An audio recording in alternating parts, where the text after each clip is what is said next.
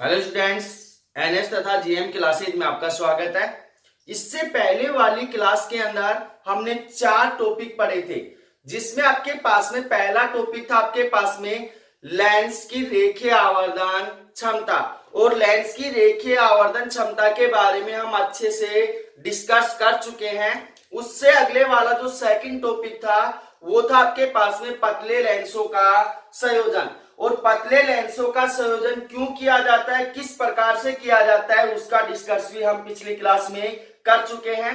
और उससे अगले वाला जो थर्ड टॉपिक था वो था आपके पास में लेंसों से प्रतिबिंब का निर्माण। और मैंने बता दिया था आपको कि लेंसों से प्रतिबिंब का निर्माण करने के लिए 2 या 2 से अधिक प्रकाश किरणों की क्या होती है, आवश्यकता होती है। जिनमें प्रकाश किरणें इस प्रकार से आपतित होती हैं तो अपवर्तन के पश्चात इस दिशा के अंदर ही गुजरती हैं। वो सारी चीजें मैंने आपको अच्छे से समझा दी थी। और लास्ट जो अपना टॉपिक था वो था आपके पास में लेंस की क्षमता या शक्ति। इसके बारे में थोड़ा सा दोबारा से रिपीट कर लेते हैं। तो आपके पास में लेंस की क्षमता या शक्ति क्या होती है, इसको कल अच्छे से समझाया था कि आपके पास में किसी भी लेंस द्वारा प्रकाश किरणों को अपसारी या अभिसारी करने की जो क्षमता होती है उसे क्या कहते हैं, लेंस की शक्ति या क्षमता कहते हैं। या फिर आपके पास में इसकी दूसरी डेफिनेशन क्या हो जाएगी कि आपके पास में किसी भी लेंस की जो फोकस दूरी का जो व्युत्क्रम मान होता है उसे क्या कहते हैं, लेंस की क्षमता कहते हैं। इसलिए आपके पास P बराबर कितना आया था, 1/f आया था। और आपके पास में इस बात से ध्यान रखना भाई कि आपके पास जिस लेंस की फोकस दूरी अधिक होगी उसकी क्षमता क्या होगी, कम होगी। और जिस लेंस की फोकस दूरी कम होगी उसकी क्षमता क्या होगी, अधिक होगी। और आपके पास में लेंस की क्षमता का जो मात्रक है वो क्या होता है, डायप्टर होता है। क्या होता है, डायप्टर। तो कल मैंने आपको अच्छे से समझा दिया था। अब इसी क्रम के अंदर आपके पास में अगला जो टॉपिक है वो है आपके पास में प्रिज्म। तो प्रिज्म को अच्छे से पढ़ना भाई, ये टॉपिक भी आपके लिए वेरी वेरी वेरी इंपॉर्टेंट है। तो प्रिज्म कहते किसे हैं, इसको अच्छे से सुनना कि आपके पास किसी कोण के ऊपर झुके हुए 2 समतल पृष्ठों से बना हुआ जो पारदर्शी माध्यम है वो पारदर्शी माध्यम क्या कहलाता है, प्रिज्म कहलाता है।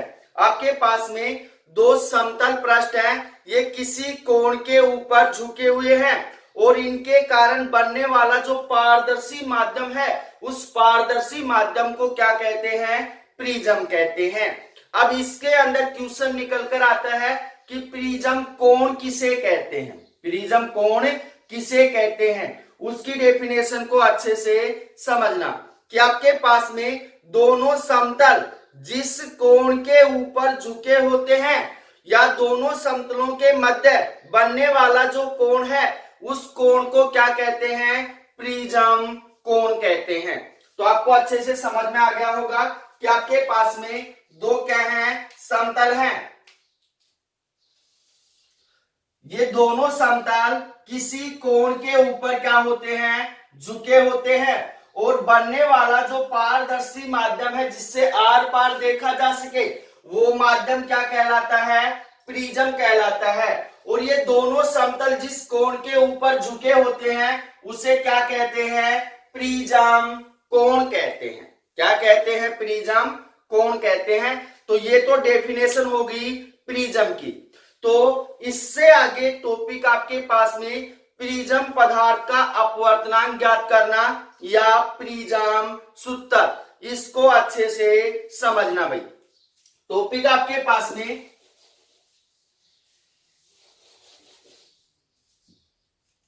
प्रिज्म पदार्थ का अपवर्तनांक ज्ञात करना, या फिर इसको हम डायरेक्टली बोल सकते हैं प्रिज्म सूत्र ज्ञात करना। प्रिज्म सूत्र, तो प्रिज्म सूत्र हम किस प्रकार से निकालेंगे उसको अच्छे से समझना। तो प्रिज्म सूत्र निकालने के लिए हमें सबसे पहले किसकी आवश्यकता होगी, प्रिज्म की आवश्यकता होगी। तो माना आपके पास में एक प्रिज्म ए बी सी है, एक प्रिज्म क्या है, ए बी सी है। इस प्रिज्म का आपके पास में जो प्रिज्म कोण है वो कितना है, ए है। इस प्रिज्म का जो प्रिज्म कोण है वो क्या है, ए है। अब आपके पास में जब इस प्रिज्म के एक फलक ए बी के ऊपर प्रकाश किरण को क्या किया जाता है, आपतित किया जाता है। जब इस प्रिज्म की एक फलक ए बी पर एक प्रकाश किरण पी क्यू को क्या किया जाता है, आपतित किया जाता है।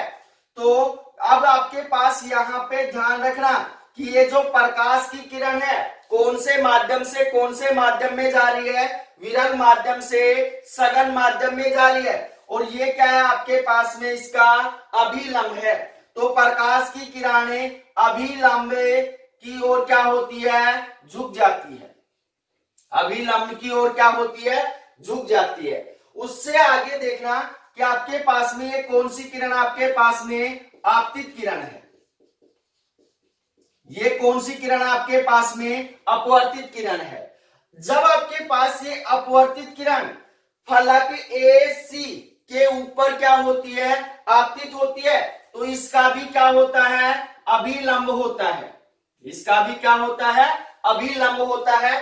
तो आपके पास में अब आपके पास जो प्रकाश की किरण है वो कौन से माध्यम में जा रही है, सघन माध्यम से विरल माध्यम में जा रही है। तो अभिलंब से क्या होती है, दूर हटती है। अभिलंब से क्या होती है, दूर हटती है। तो इस बात का ध्यान रखना भी कि आपके पास एक प्रकाश किरण PQ को प्रिज्म की फलक AB के ऊपर आपतित करते हैं।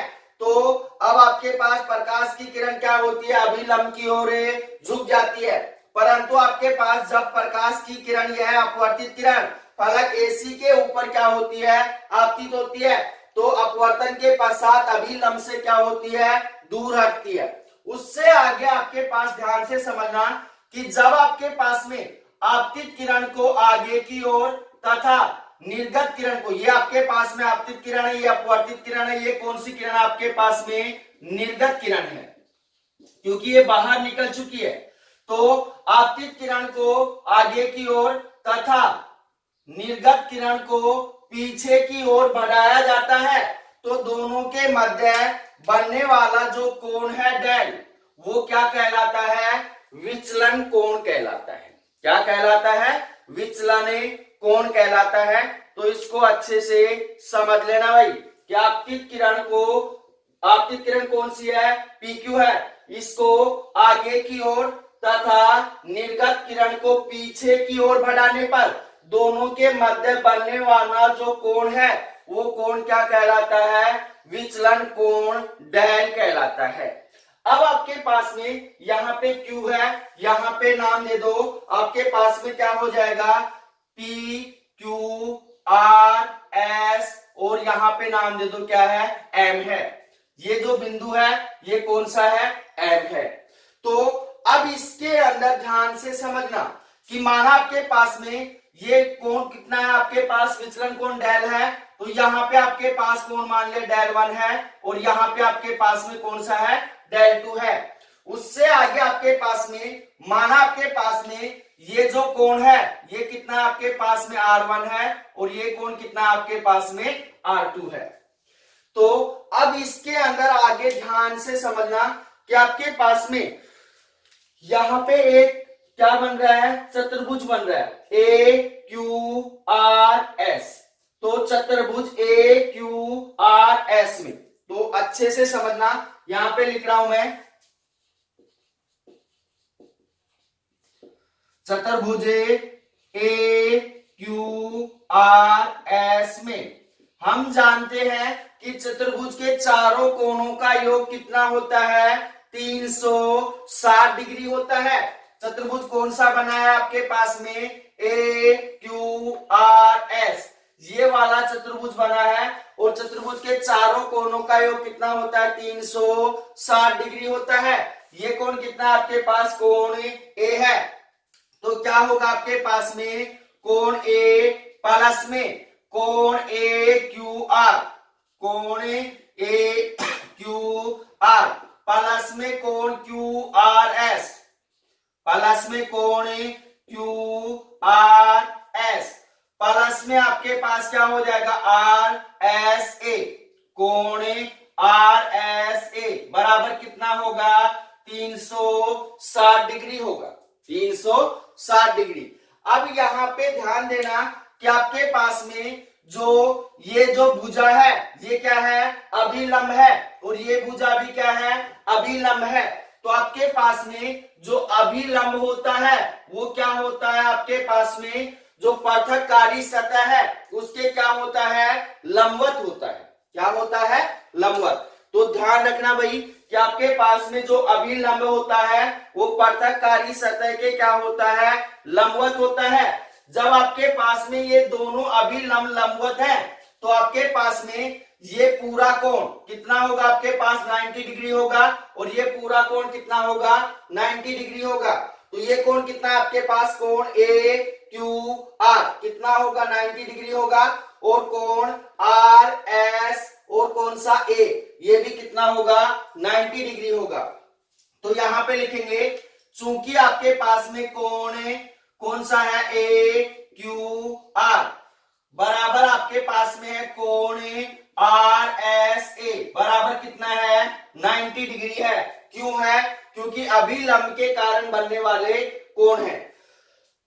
उससे आगे अब आपके पास ये दोनों कोण ए क्यू आर तथा कोण आर एस ए का मान 90 डिग्री डालेंगे यहाँ पे, तो क्या मान होगा आपके पास में, यहाँ होगा कोण ए प्लस में कोण ए क्यू आर का मान कितना है 90 डिग्री है, प्लस में कोण क्यू आर एस प्लस में कोण आर एस ए का मान कितना है 90 डिग्री है, बराबर कितना हो गया 360 डिग्री हो गया भाई। अब आपके पास यहां पे ध्यान देना कि 90 प्लस में 90 कितना हो जाएगा 180। तो आपके पास क्या होगा कोण ए प्लस में कोण क्यू आर एस बराबर प्लस में कोण 180 बराबर हो जाएगा 360 डिग्री। 180 को इस साइड भेजेंगे किस में जाएगा माइनस में जाएगा, तो क्या होगा कोण ए प्लस में कोण क्यू आर एस और बराबर हो जाएगा आपके पास 360 माइनस में 180, 360 में से 180 जाएगा कितना बचेगा 180 बचेगा। तो कोण ए प्लस में कोण क्यू आर एस बराबर कितना हो गया 180 डिग्री हो गया। यह आ गया आपके पास समीकरण नंबर 1, समीकरण नंबर 1। अब उससे आगे अच्छे से समझना कि आपके पास में यहां समीकरण 1 के अंदर किसका मान चाहिए हमें, कोण क्यू आर एस का मान चाहिए, कोण क्यू आर एस। तो कोण क्यू आर एस का मान निकालने के लिए आपके पास कौन सा त्रिभुज लें, त्रिभुज क्यू आर एस में, क्योंकि हम जानते हैं त्रिभुज के तीनों कोणों का योग कितना होता है 180 डिग्री होता है। तो यहां पे लिखेंगे त्रिभुज क्यू आर एस में क्या हो जाएगा, त्रिभुज के तीनों कोणों का योग कितना होगा 180 डिग्री होगा। ये कोण कितना है आपके पास में R1 है, ये कितना है R2 है, और ये कितना है आपके पास क्यू आर एस है। तो क्या मान होगा आपके पास में कोण R1 प्लस में कोण R2 प्लस में कोण Q R S, Q R S बराबर कितना हो जाएगा 180 डिग्री हो जाएगा। तो आपके पास में यहां पे यह आ गया समीकरण नंबर 2, समीकरण नंबर 2। अब उससे आगे ध्यान से समझना कि समीकरण 1 तथा समीकरण 2 से जब यहां पे कोण ए प्लस में कोण क्यू आर एस बराबर कितना है 180 डिग्री है, कोण R1 प्लस में कोण R2 प्लस में कोण क्यू आर एस बराबर कितना है 180 डिग्री है। तो समीकरण 1 और समीकरण 2 के अंदर जब दोनों का RHS मान क्या है समान है, तो LHS मान भी क्या होगा समान होगा। तो यहां पे हम लिखेंगे समीकरण 1 तथा समीकरण 2 से समीकरण 1 तथा समीकरण 2 से क्या मान होगा भाई आपके पास में? जो मान होगा, जब इन दोनों का आरएचएस मान समान है तो एलएचएस मान भी क्या होगा? समान होगा। तो क्या होगा आपके पास में? कोण ए प्लस में कोण क्यू आर एस बराबर हो जाएगा कोण R1 प्लस में कोण R2 प्लस में कोण QRS। अब QRS से QRS क्या हो गया? कैंसिल हो गया। क्या मान बच गया आपके पास में? कोण A बराबर हो जाएगा कोण R1 प्लस में कोण R2। यह आ गया आपके पास समीकरण नंबर 3। समीकरण नंबर 3। अब उससे आगे ध्यान से समझना कि आपके पास में त्रिभुज Q और एम एस में, तो यहां लिखेंगे त्रिभुज Q एम एस में। अब यहां पे ध्यान देना भाई, त्रिभुज Q एम एस के अंदर आपके पास ये कोण कितना? डेल 1 है, ये कितना है? डेल 2 माना है आपने। और इसका बाह्य कोण, जो तीसरा बाह्य कोण है वो कितना है? डेल है। तो हम जानते हैं कि त्रिभुज के दो आंतरिक कोणों का योग तीसरे बाह्य कोण के क्या होता है? समान होता है। तो यहां पे लिखेंगे त्रिभुज के दो आंतरिक कोणों का योग तीसरे बाह्य कोण के क्या होता है? समान होता है। इसलिए आपके पास में क्या होगा? यहां पे जो मान होगा डेल बराबर कितना होगा? डेल 1 प्लस में डेल 2।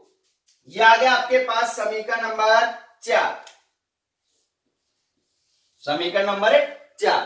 तो अब इसको अच्छे से समझना। यहां पे लिखना क्या है आपको कि त्रिभुज के दो आंतरिक कोणों का योग तीसरे बाह्य कोण के क्या होता है? समान होता है। तो डेल बराबर कितना हो गया? डेल 1 प्लस में डेल 2, क्योंकि दो आंतरिक कोणों का योग तीसरे बाह्य कोण के क्या हो गया? समान हो गया। तो अब इस समीकरण 4 के अंदर हमें किसका मान निकालना है? डेल 1 और डेल 2 का मान निकालना है। तो ध्यान देना कि आपके पास में माना आपके पास ये आपतन कोण कितना है? I1 है, और ये आपके पास में अपवर्तन कोण कितना है? I2 है, या इसको R भी मान सकते हो आप, उससे कोई प्रभाव नहीं पड़ेगा। तो आपके पास ये आपतन कोण कितना हो गया? I1, और आपके पास ये अपवर्तन कोण कितना हो गया? I2। तो यहां पे ध्यान देना भाई कि आपके पास में ये कोण पूरा कोण कितना आपके पास? डेल 1 प्लस में R1, और ये पूरा कोण कितना आपके पास में? I1। दोनों कोण कौन से कोण आपके पास में? शीर्षाभिमुख कोण है। कौन से कोण है? शीर्षाभिमुख कोण है। तो दोनों कोण आपस में क्या होंगे? समान होंगे। इसलिए आपके पास में यहां पे क्या होगा? I1 बराबर कितना हो जाएगा आपके पास में? डेल 1 प्लस में R1, क्योंकि इन दोनों कोणों का योग इस कोण के क्या है? समान है। दोनों कोण कौन से कोण है? शीर्षाभिमुख कोण है। हमें मान किसका निकालना है? डेल 1 का निकालना है। तो डेल 1 बराबर कितना हो जाएगा आपके पास में? I1 माइनस में R1। I1 माइनस में R1। उससे आगे आपके पास यहां पे ध्यान देना कि इन दोनों कोणों का योग किसके बराबर है? I2 के बराबर है, क्योंकि ये दोनों कोण भी कौन से कोण है? शीर्षाभिमुख कोण है। तो आपके पास क्या हो जाएगा? I2 बराबर हो जाएगा आपके पास में कितना होगा? डेल 2 प्लस में कितना होगा? R2। R2 को इस साइड भेजेंगे तो आपके पास में डेल 2 बराबर कितना हो जाएगा? I2 माइनस में R2। तो डेल 1 और डेल 2 का मान कितना आ गया? ये मान आ गया भाई। तो डेल 1 और डेल 2 का मान समीकरण 4 में रखने पर, तो यहां लिखेंगे डेल 1 तथा डेल 2 का मान समीकरण 4 में रखने पर, समीकरण 4 के अंदर रखेंगे तो आपके पास में क्या मान होगा? डेल बराबर हो जाएगा आपके पास में डेल 1 का मान कितना आपके पास में? I1 माइनस में R1। I1 माइनस में R1 और प्लस डेल 2 का मान कितना है? I2 माइनस में R2। तो I1 I2 को एक जगह ले लो, इन दोनों में से क्या कॉमन आ रहा है, माइनस कॉमन आ रहा है, उसको बाहर निकाल लो। तो क्या होगा आपके पास में, डेल बराबर हो जाएगा I1 प्लस में I2 माइनस कितना होगा R1 प्लस में R2। यह आ गया आपके पास समीकरण नंबर 5, समीकरण नंबर 5। या फिर इसको आगे और सोल्व कर लो समीकरण 5 देने से पहले। अब आपके पास में समीकरण 3 के अंदर देखना कि R1 प्लस में R2 बराबर कितना है, कोण A है। तो यहां पे आप लिख सकते हो समीकरण 3 से, समीकरण 3 से क्या मान हो जाएगा भाई आपके पास में, यहां जो मान होगा वो होगा आपके पास में डेल बराबर हो जाएगा I1 प्लस में I2 माइनस कोण A, माइनस कोण A, क्योंकि आपके पास R1 प्लस में R2 का मान कितना है, कोण A है। तो ये मान आ गया आपके पास, और इसको दे दो समीकरण नंबर 5। अब इससे आगे ध्यान से समझना भाई कि आपके पास में डेल क्या है, आपके पास में विचलन कोण है, आई क्या है आपके पास में आपतन कोण है। तो जब हम विचलन कोण डेल तथा आपतन कोण आई के मध्य क्या खींचते हैं, गिराफ खींचते हैं, तो गिराफ से स्पष्ट होता है, क्या स्पष्ट होता है उसको अच्छे से समझना।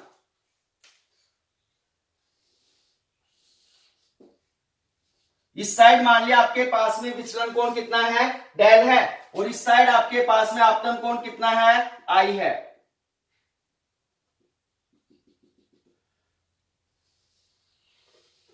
तो इस गिराफ से क्या स्पष्ट होता है उसको अच्छे से समझना कि आपके पास में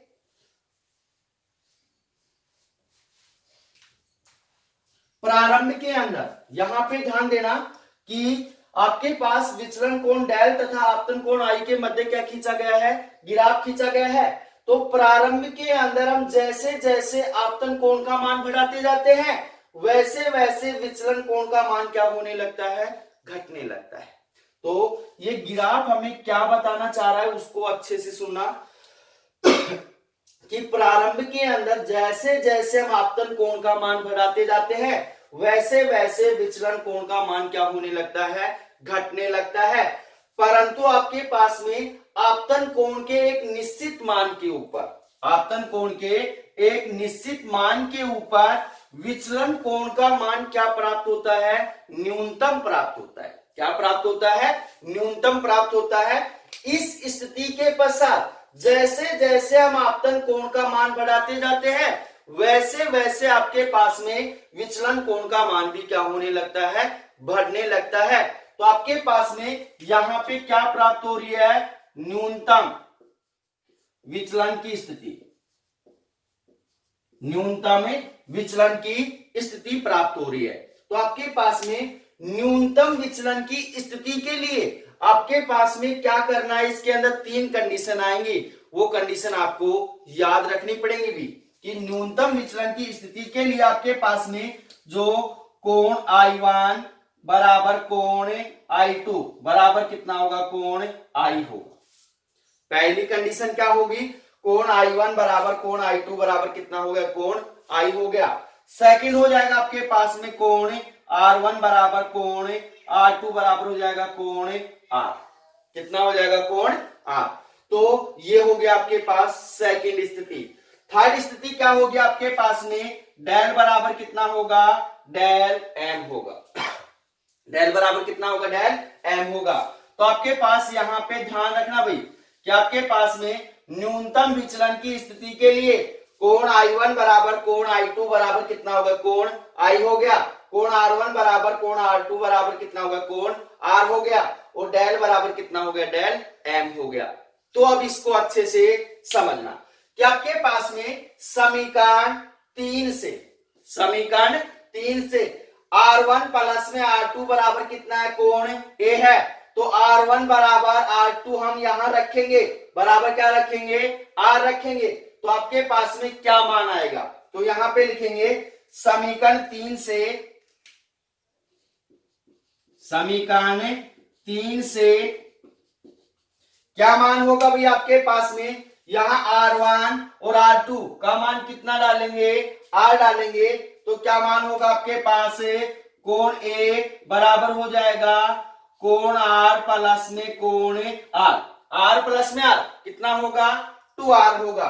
तो कितना होगा आपके पास में, कोण A बराबर हो जाएगा 2 कोण R, 2 को इस साइड भेजेंगे तो कोण R बराबर कितना हो गया आपके पास, कोण A अपोन में कितना हो गया, 2 हो गया, कोण A अपोन में कितना हो गया, 2।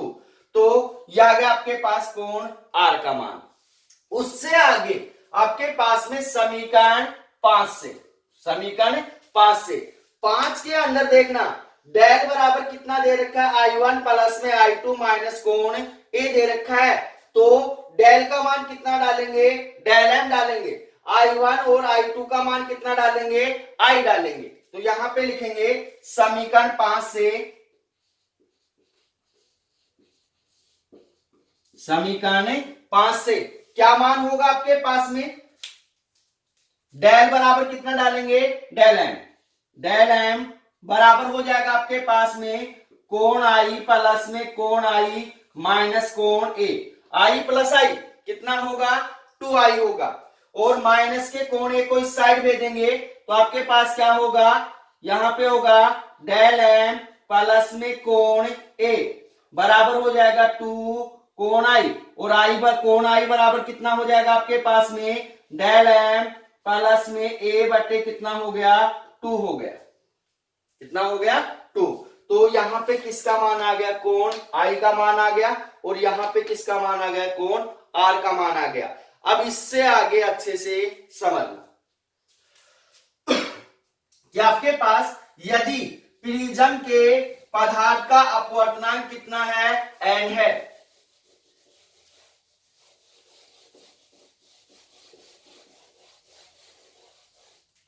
अच्छे से समझना, आगे लिख रहा हूं मैं, यदि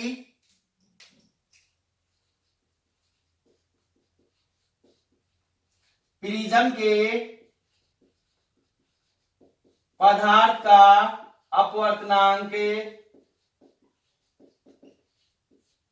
n है, तब स्नेल के नियम से, स्नेल के नियम से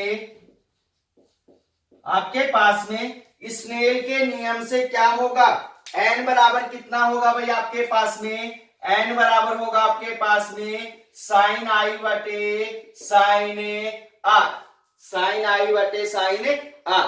तो ध्यान रखना यहाँ पे I बटे R क्यों आया है, क्योंकि जो प्रकाश की किरण है वो कौन से माध्यम से कौन से माध्यम में जा रही है, विरल माध्यम से सघन माध्यम में जा रही है, इसलिए n बराबर हो गया साइन I बटे साइन R। अब आपके पास में R का मान कितना है, A अपोन में 2, I का मान कितना है, डेल M प्लस में A अपोन में 2 है। तो दोनों मान यहां पे लिखेंगे, कोण I तथा कोण R का मान रखने पर तो क्या मान होगा आपके पास में, यहां पे n बराबर हो जाएगा साइन I का मान कितना है भाई आपके पास में, डेल M प्लस में A बटे 2। तो क्या होगा आपके पास, डेल M प्लस में A अपोन में 2 बटे आपके पास साइन R, R का मान कितना है, A अपोन में 2 है, तो यहां डालेंगे A अपोन में 2। तो यहां कोण का चिन्ह लगाने की आवश्यकता नहीं है, क्योंकि साइन के साथ आ रहा है, तो क्या है, ये कोणीय है। तो आपके पास में यहां पे यह आ गया आपके पास समीकरण नंबर 6, समीकरण नंबर 6। समीकरण 6 से आगे अच्छे से समझना, यदि आपके पास में जो डेल M तथा कोण A है उसका मान क्या है, बहुत कम है, क्या है, बहुत कम है, तो यहां पे लिखेंगे यदि डेल M तथा A का मान बहुत छोटा है, बहुत छोटा है, तब आपके पास में जब इनका मान बहुत छोटा है तो साइन थीटा के अंदर थीटा का मान छोटा होता है, तो साइन थीटा किसके बराबर होता है, थीटा के बराबर होता है। इसलिए आपके पास में यहां पे क्या हो जाएगा, साइन ए डेल एम प्लस में ए बटे 2 बराबर कितना होगा, डेल एम प्लस में ए अपोन में 2 होगा। और आपके पास में यहां कितना होगा, साइन ए अपोन में 2 बराबर कितना होगा, ए अपोन में 2। ये दोनों मान उठाकर समीकरण 6 के अंदर डालेंगे, तो यहां लिखेंगे समीकरण 6 से,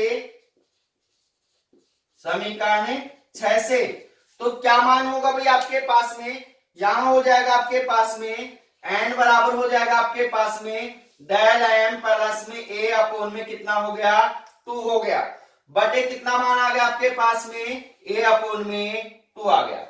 अब 2 से 2 क्या हो गया, कैंसिल हो गया, तो आपके पास एन बराबर कितना मान हो गया, डेल एम प्लस में ए बटे कितना हो गया, ए हो गया। ए को इस साइड भेज दो तो आपके पास क्या मान होगा, इस साइड से रब कर रहा हूं मैं,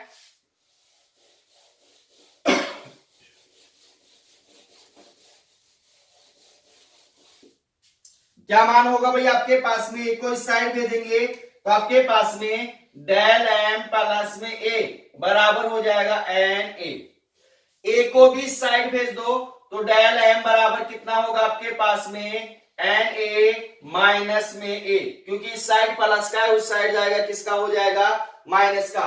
दोनों में से क्या कॉमन आ रहा है, ए कॉमन आ रहा है, तो आपके पास डेल एम बराबर कितना हो जाएगा, एन माइनस 1 इंटू कितना हो गया, ए।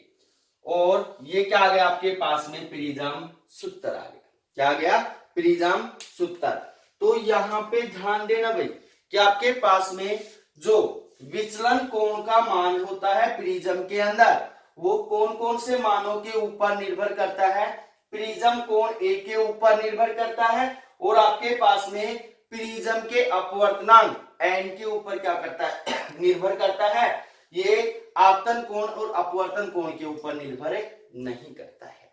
तो इस बात का ध्यान रखना कि प्रिज्म के अंदर आपके पास में जो विचलन कोण होता है वो आपके पास में प्रिज्म कोण ए तथा प्रिज्म के पदार्थ का जो अपवर्तनांक है एन, उसके ऊपर क्या करता है, निर्भर करता है, और आपतन कोण तथा अपवर्तन कोण के ऊपर निर्भर नहीं करता है।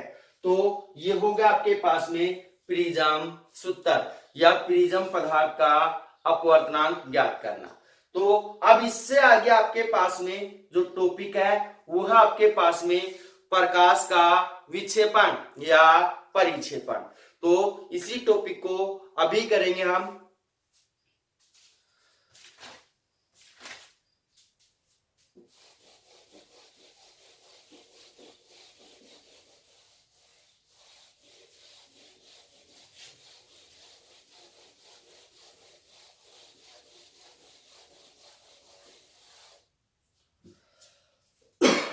टॉपिक आपके पास में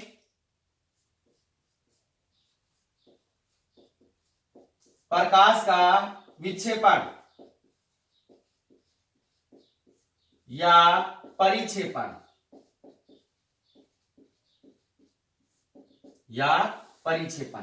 तो ध्यान से सुनना भाई कि प्रकाश का विक्षेपण या परिक्षेपण किसे कहते हैं। तो ध्यान से इसकी डेफिनेशन को सुनना कि जब किसी प्रिज्म की एक फलक पर प्रकाश की किरणों को डाला जाता है, आपके पास में एक क्या है, प्रिज्म है, इसकी एक फलक पर ए बी सी है जिसका कोण कितना है, प्रिज्म कोण ए है। जब किसी प्रिज्म की एक फलक पर प्रकाश किरणों को डाला जाता है तो प्रिज्म से गुजरने के पश्चात सभी रंग क्या हो जाते हैं, अलग अलग हो जाते हैं। प्रिज्म से गुजरने के पश्चात उसमें उपस्थित सभी रंग क्या हो जाते हैं, अलग अलग हो जाते हैं। प्रकाश की इस घटना को क्या कहते हैं, प्रकाश का विक्षेपण या परिक्षेपण कहते हैं। प्रकाश का विक्षेपण या परिक्षेपण कहते हैं। तो डेफिनेशन आपको परिक्षेपण की या विक्षेपण की समझ में बैठ गई होगी कि जब प्रिज्म की किसी एक फलक पर प्रकाश किरणों को डाला जाता है तो प्रिज्म से गुजरने के पश्चात उसमें उपस्थित सभी रंग क्या हो जाते हैं, अलग अलग हो जाते हैं। तो आपके पास में सभी रंग क्या हो जाते हैं, अलग अलग हो जाते हैं।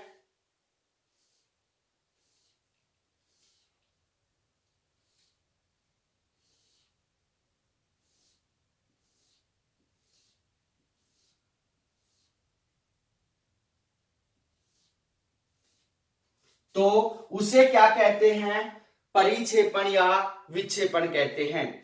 अब आपके पास में यहां डेफिनेशन निकालने आपको वर्ण विक्षेपण की। जब प्रिज्म की किसी एक फलक के ऊपर सफेद प्रकाश की किरण को डाला जाता है, जब प्रिज्म की एक फलक पर सफेद प्रकाश डाला जाता है तो प्रिज्म से गुजरने के पश्चात वह 7 रंगों में विभाजित हो जाता है। प्रिज्म से गुजरने के पश्चात वह 7 रंगों में विभाजित हो जाता है। प्रकाश की इस घटना को क्या कहते हैं, वर्ण विक्षेपण कहते हैं, वर्ण विक्षेपण। तो ध्यान रखना भाई, वर्ण विक्षेपण की डेफिनेशन क्या होगी, जब सफेद प्रकाश को प्रिज्म की एक फलक के ऊपर डाला जाता है तो प्रिज्म से गुजरने के पश्चात वह 7 रंगों में विभाजित हो जाता है। प्रकाश की इस घटना को क्या कहते हैं, वर्ण विक्षेपण कहते हैं।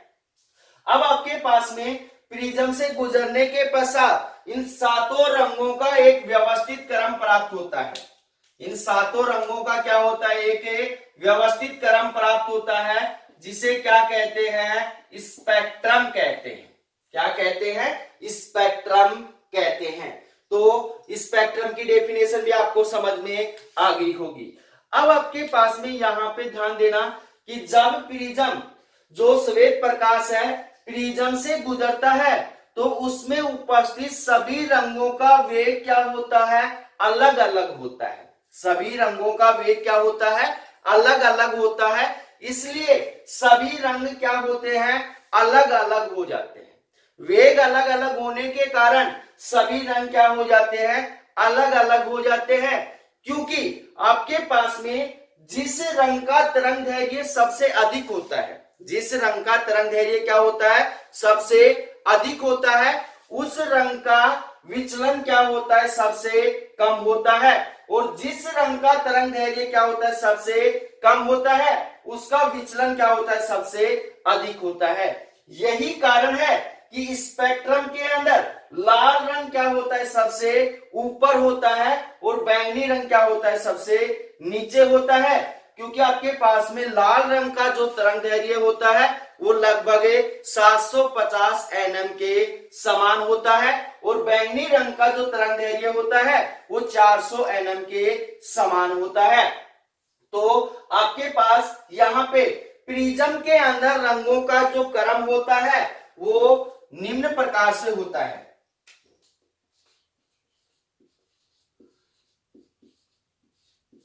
इसको हम निकाल सकते हैं विबजियोर। आपके पास में विबजियोर के अंदर क्या होगा, वी का मतलब क्या है, आपके पास में बैंगनी है, और आई इंडिगो, इंडिगो का मतलब आपके पास में क्या है, आसमानी है, और बी का मतलब ब्लू, ब्लू का मतलब आपके पास में नीला है, जी का मतलब ग्रे, ग्रे का मतलब आपके पास में हरा है, आर का मतलब रेड, रेड का मतलब आपके पास में क्या है, यहां पे विबजियोर। आपके पास में यहां पे जो YOR आएगा भाई, क्या होगा, YOR। Y का मतलब आपके पास में येलो है, क्या है, येलो, पीला, और आपके पास O का मतलब ऑरेंज है, नारंगी, और आपके पास में R का मतलब रेड है, लाल, क्या है, लाल। तो विबजियोर के सूत्र से हम क्या कर सकते हैं, इनमें रंगों का क्रम निकाल सकते हैं। बैंगनी रंग सबसे नीचे, आसमानी उससे ऊपर, नीला उससे ऊपर, हरा उससे ऊपर और सबसे ऊपर क्या रहेगा, लाल रंग रहेगा। तो ये हो गया प्रकाश का विक्षेपण या परिक्षेपण। तो अब इसके अंदर क्वेश्चन बनता है कि प्रकाश का विक्षेपण या परिक्षेपण क्यों होता है। जब प्रकाश किरण विभिन्न माध्यमों में से क्या करती है, गुजरती है, तो आपके पास में उस माध्यम के अंदर जो रंगों का वेग होता है वो क्या होता है, अलग अलग होता है। कहने का मतलब जब कोई प्रकाश की किरण किसी माध्यम में से गुजरेगी तो उस माध्यम के अंदर सभी रंगों का जो वेग है वो क्या होता है, अलग अलग होता है। और वेग अलग अलग होने के कारण यहाँ पे क्या होता है, प्रकाश का विक्षेपण या परिक्षेपण होता है। तो अब इससे आगे आपके पास में क्वेश्चन आता है कि आपके पास में क्वेश्चन क्या है, कोणीय विक्षेपण थीटा का मान क्या करना है, आपको निकालना है, इसकी डेफिनेशन भी निकालनी है। इसी के अंदर ये टॉपिक है। आपके पास में अगला जो टॉपिक है वो है आपके पास में कोणीय विक्षेपण थीटा।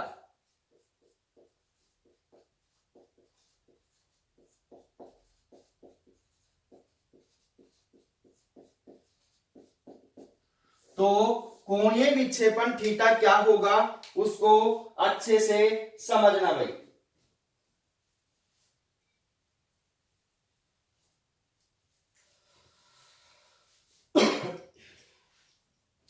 तो कोणीय विक्षेपण थीटा क्या होगा, इसकी डेफिनेशन को अच्छे से समझना कि प्रिज्म के अंदर बैंगनी रंग का कोणीय विचलन तथा लाल रंग के कोणीय विचलन का जो अंतर होता है उसे क्या कहते हैं, कोणीय विक्षेपण थीटा कहते हैं। तो आपके पास में यहां पे क्या होगा उसको अच्छे से समझना कि प्रिज्म के अंदर आपके पास में जो कौन सा रंग, बैंगनी रंग का कोणीय विचलन डेल वी तथा लाल रंग के कोणीय विचलन का जो अंतर है उस अंतर को क्या कहते हैं, कोणीय विक्षेपण थीटा कहते हैं। अब आपके पास में प्रिज्म सूत्र से हम दोनों मान निकाल सकते हैं।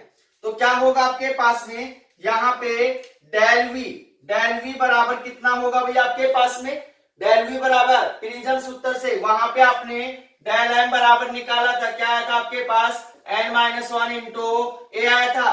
तो आपके पास यहाँ डेल वी बराबर कितना होगा, एन वी माइनस 1 इंटू कितना हो जाएगा, ए हो जाएगा। और आपके पास में डेल आर बराबर कितना होगा आपके पास में, डेल आर बराबर हो जाएगा आपके पास में N R minus 1 into A. दोनों मान उठाकर यहां डालेंगे तो आपके पास में थीटा बराबर कितना होगा, डेल वी का मान कितना है, एन वी माइनस 1 इंटू ए माइनस आपके पास में डेल आर का मान कितना है, N R minus 1 into A. दोनों के अंदर से क्या कॉमन आ रहा है भाई, ए कॉमन आ रहा है। ए को क्या कर लेते हैं, बाहर निकाल लेते हैं। तो आपके पास थीटा बराबर कितना होगा, यहाँ पे एन वी माइनस 1 माइनस है यहाँ पे, तो माइनस कितना हो जाएगा, एन आर माइनस माइनस कितना होगा, प्लस 1 इंटू कितना हो गया, ए। अब आपके पास में यहाँ -1 से 1 क्या हो गया, कैंसिल हो गया। क्या मान बच गया आपके पास में, थीटा बराबर जो मान बचा है वो हो गया आपके पास एन वी माइनस में एन आर और इंटू कितना हो गया, ए। ये क्या आ गया आपके पास में, कोणीय विक्षेपण थीटा आ गया। तो कोणीय विक्षेपण थीटा का मान किसके ऊपर निर्भर करता है, आपके पास में पदार्थ के अपवर्तनांक तथा आपके पास में प्रिज्म कोण के ऊपर क्या करता है, निर्भर करता है। उससे आगे आपके पास में जो टॉपिक है वो है आपके पास में कोणीय विक्षेपण से अगले वाला जो टॉपिक होगा वो आपके पास में वर्ण विक्षेपण क्षमता। तो वर्ण विक्षेपण क्षमता क्या होती है और इसको हम किस प्रकार से निकालते हैं उसको अच्छे से समझना। आपके पास में अगला टॉपिक है वर्ण विक्षेपण क्षमता। और वन विक्षेपण क्षमता को हम किससे प्रदर्शित करते हैं? ओमेगा से प्रदर्शित करते हैं। किससे प्रदर्शित करते हैं? ओमेगा से।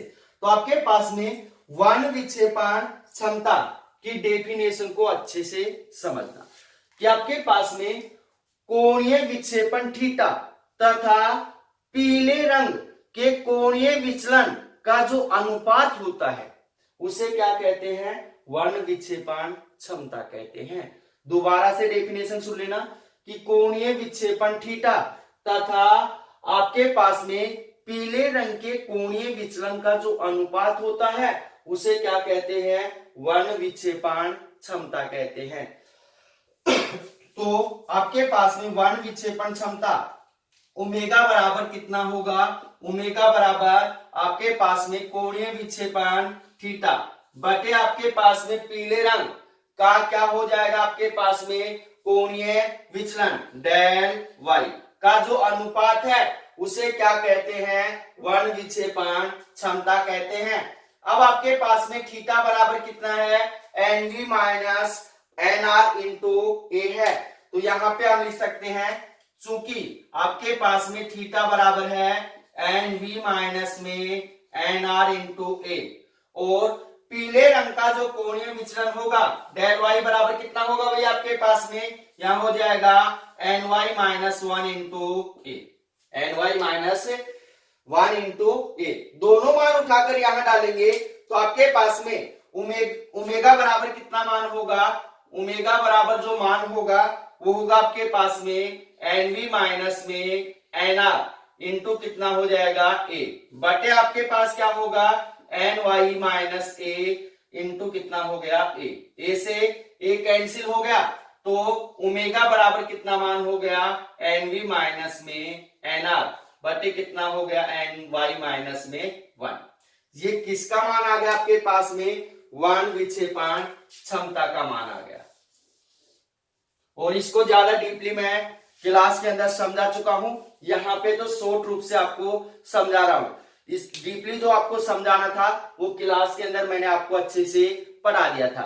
तो अब इसी क्रम के अंदर आपके पास में अगला जो टॉपिक आता है कि आपके पास में विक्षेपण पर आधारित घटनाएं। विक्षेपण पर आधारित घटनाएं, तो आपके पास में विक्षेपण पर आधारित घटनाएं कौन कौन सी हैं उसको अच्छे से समझना। विक्षेपण पर आधारित घटना एक ही है, इंद्रधनुष का बनना। तो आपके पास में इसके ऊपर जो आधारित घटना है वो है आपके पास में इंद्रधनुष का बनना। तो इंद्रधनुष किस प्रकार से बनता है उसको अच्छे से समझना कि जब वर्षा होती है और वर्षा रुक जाती है तो वर्षा रुकने के पश्चात जब हम सूर्य की ओर पीट करके सामने आकाश में देखते हैं, जैसे मान लिया सूर्य इस साइड है तो इस साइड पीट करके सामने आकाश में देखते हैं तो आकाश के अंदर 7 रंगों का एक व्यवस्थित क्रम दिखाई देता है। 7 रंगों का क्या होता है? एक व्यवस्थित क्रम दिखाई देता है जिसे क्या कहते हैं? इंद्रधनुष कहते हैं। तो इंद्रधनुष की डेफिनेशन आपको समझ में आ गई होगी कि वर्षा रुकने के पश्चात जब सूर्य की ओर पीट करके सामने आकाश में देखा जाता है तो 7 रंगों का क्या होता है कि व्यवस्थित क्रम दिखाई देता है जिसे क्या कहते हैं? इंद्रधनुष कहते हैं। अब इंद्रधनुष बनता क्यों है उसका कारण अच्छे से सुन लीजिए। जो इंद्रधनुष बनता है वो किस प्रकार से बनता है? प्रकाश के अपवर्तन के कारण, पूर्ण आंतरिक परावर्तन के कारण तथा विक्षेपण के कारण क्या होता है? इंद्रधनुष से बनता है। तो इंद्रधनुष बनने का कारण आपको पता चल गया होगा, अपवर्तन, पूर्ण आंतरिक परावर्तन तथा विक्षेपण के कारण क्या होता है? इंद्रधनुष से बनता है। अब आपके पास में जो इंद्रधनुष होता है वो 2 प्रकार का होता है। कितने प्रकार का होता है? 2 प्रकार का होता है। पहला होता है आपके पास में प्राथमिक इंद्रधनुष या और दूसरा होता है आपके पास में द्वितीयक इंद्रधनुष। तो इसके अंदर फर्स्ट की बात करते हैं। आपके पास में फर्स्ट क्या है? प्राथमिक इंद्रधनुष। प्राथमिक इंद्रधनुष कैसे बनता है उसको अच्छे से समझना। सबसे पहले तो हम यहां डेफिनेशन निकालेंगे कि प्राथमिक इंद्रधनुष कहते किसे हैं। आपके पास वह इंद्रधनुष जिसमें रंगों का क्रम लाल रंग से बैंगनी रंग की ओर होता है, वह इंद्रधनुष है जिसमें रंगों का क्रम लाल रंग से बैंगनी रंग की ओर होता है, या फिर आपके पास में प्रिज्म के रंगों के अनुसार होता है, क्योंकि प्रिज्म के अंदर भी जो रंगों का क्रम वो किसके अनुसार है, लाल से बैंगनी रंग की ओर है, तो उस इंद्रधनुष को क्या कहते हैं, प्राथमिक इंद्रधनुष कहते हैं। अब प्राथमिक इंद्रधनुष किस प्रकार से बनता है उसको अच्छे से समझ लेना। अब आपके पास वर्षा जैसे ही रुकती है तो वायुमंडल के अंदर जल की छोटी छोटी बूंदें क्या रहती हैं, उपस्थित रहती हैं। जो अपना ऊपर वायुमंडल है, वायुमंडल के अंदर जल की छोटी छोटी बूंदें क्या रहती हैं, उपस्थित रहती हैं। जैसे ही प्रकाश किरणें उन छोटी छोटी बूंदों के ऊपर क्या होती हैं, आपतित होती हैं, तो वहां उनका क्या हो जाता है, अपवर्तन हो जाता है, पूर्ण आंतरिक परावर्तन हो जाता है तथा विक्षेपण हो जाता है, जिसके कारण आकाश के अंदर 7 रंगों का एक व्यवस्थित क्रम मतलब उत्पन्न होता है, जिसे क्या कहते हैं, प्राथमिक इंद्रधनुष कहते हैं। क्या कहते हैं, प्राथमिक इंद्रधनुष कहते हैं। और प्राथमिक इंद्रधनुष के अंदर जो प्रकाश किरणें होती हैं उनका एक बार पूर्ण आंतरिक परावर्तन होता है। प्राथमिक इंद्रधनुष के अंदर प्रकाश किरणों का एक बार क्या होता है, पूर्ण आंतरिक परावर्तन होता है।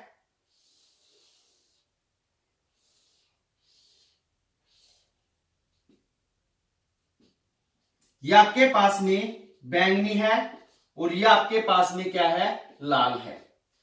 तो यहां पे ध्यान देना भाई कि प्राथमिक इंद्रधनुष के अंदर प्रकाश किरणों का कितनी बार पूर्ण आंतरिक परावर्तन हो रहा है, एक बार हो रहा है। और आपके पास में प्राथमिक इंद्रधनुष के अंदर जो रंगों के अंदर जो कोण होता है वो आपके पास में 40 से 42 डिग्री के मध्य होता है।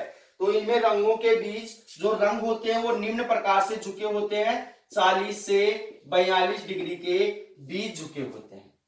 तो ध्यान रखना कि प्राथमिक इंद्रधनुष के अंदर जो रंग है वो 40 से 42 डिग्री के कोण के मध्य क्या होते हैं, झुके हुए होते हैं। तो इनके मध्य आपके पास कोण कितना होगा, 2 डिग्री का होगा। कितना होगा, 2 डिग्री का होगा। उससे आगे आपके पास में द्वितीयक इंद्रधनुष, सेकंड आपके पास में द्वितीयक इंद्रधनुष। तो द्वितीयक इंद्रधनुष क्या होगा उसको अच्छे से समझना। वह इंद्रधनुष जिसमें रंगों का क्रम प्राथमिक इंद्रधनुष से क्या होता है, विपरीत होता है। या आपके पास वह इंद्रधनुष जिसमें रंगों का क्रम बैंगनी रंग से लाल रंग की ओर होता है, क्या कहलाता है, द्वितीयक इंद्रधनुष कहलाता है। क्या कहलाता है, द्वितीयक इंद्रधनुष कहलाता है। और द्वितीयक इंद्रधनुष के अंदर प्रकाश किरणों का 2 बार पूर्ण आंतरिक परावर्तन होता है। कितनी बार होता है, 2 बार पूर्ण आंतरिक परावर्तन होता है। किस प्रकार से होता है वो अभी आपको मैं समझा देता हूं।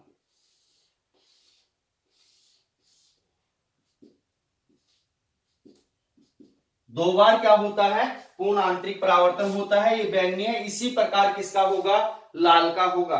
और आपके पास में इनके अंदर रंगों के जो झुके होते हैं उनके अंदर जो अंतर होता है कोण का वो 3 डिग्री का होता है। कितने डिग्री का होता है, 3 डिग्री का। प्राथमिक इंद्रधनुष के अंदर कितना होता है, आपके पास में 2 डिग्री का होता है। और इसके अंदर कितना होता है, 3 डिग्री का होता है। तो ये होगा आपके पास में द्वितीयक इंद्रधनुष। तो इन टॉपिकों के अंदर किसी भी भैया बहना को किसी भी टॉपिक के अंदर प्रॉब्लम है तो आप कमेंट करके या व्हाट्सएप पे मैसेज करके बता सकते हो, उसको दोबारा से रिपीट कर दिया जाएगा। क्योंकि आपको प्रॉब्लम तो हो ही नहीं सकती, क्योंकि ये जो टॉपिक है ये क्लास के अंदर बड़े प्यार से, आसानी से और इजी तरीके से समझाए गए थे। तो मिलते हैं एक छोटे से ब्रेक के बाद। धन्यवाद।